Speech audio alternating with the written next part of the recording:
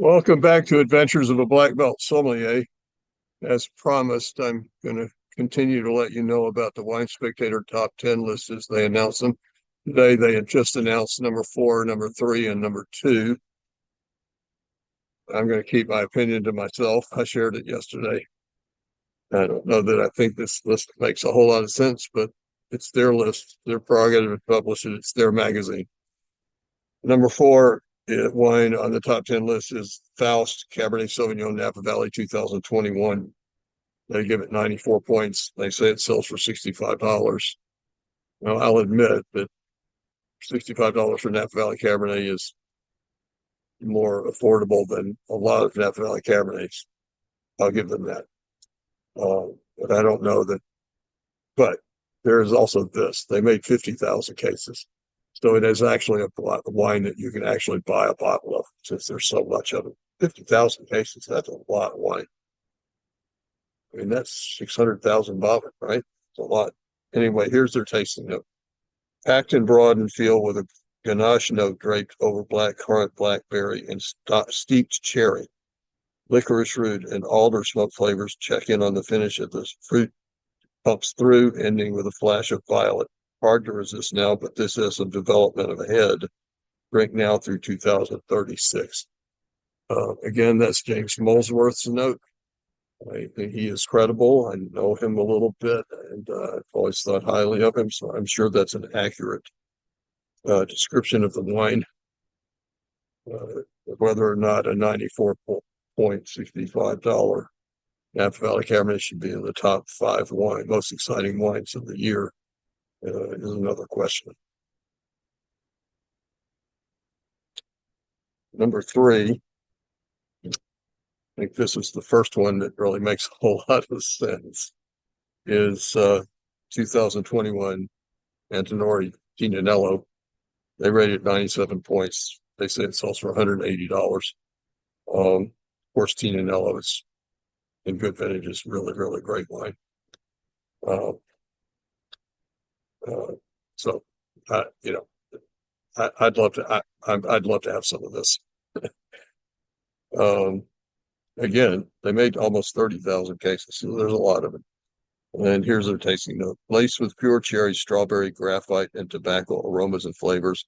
This red is beautifully supported by a backbone of vibrant acidity and taut, refined tannins. Everything is framed by vanilla and toasty oak in this best sense, revealing harmony with a long orange-tinged finish, and yes, even drinkability at this stage.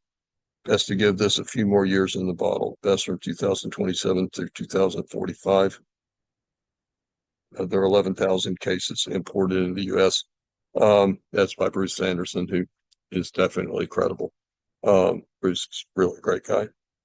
So the number 3 wine on their list is 2021 Tignanello. I think it's worthy of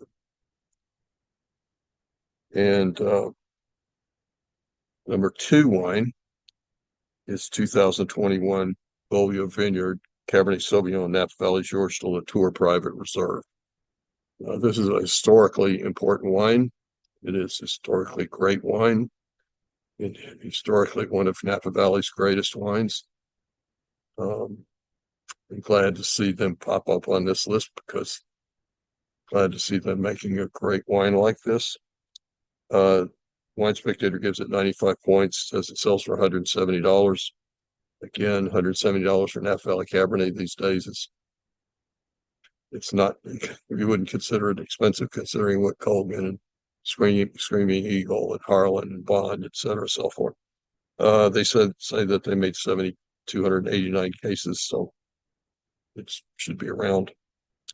Their description: this is packed with dark, winey flavors of black currant and blackberry paste, underscored with alder, sweet tobacco, warm paving stone, and black licorice notes, while a violent accent fills the background. The polished finish makes this acceptable now, but there's plenty of life ahead. Drink now through 2042. So that's number 2. That's the number 2 on the list. They'll announce the wine of the year tomorrow. And we'll see what that is. It's interesting that, give me just a second.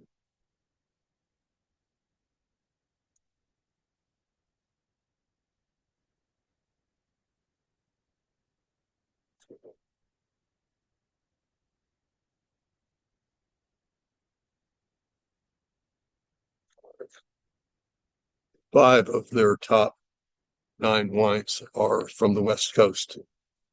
That is unusual in my memory. I don't think that's ever been the case before. We'll see what number one is, if it's 6 out of 10 or 5 out of 10. But anyway, I think the Tignanello is certainly a wine to look for in the VV Georges Latour Private Reserve. Certainly something to look for. Thank you very much as always, for your interest in Adventures of the Black Belt Sommelier. We appreciate it, and I'll talk to you tomorrow about the number one wine. Also, I have another podcast. I have a podcast tomorrow that an episode tomorrow with somebody that is very, very special.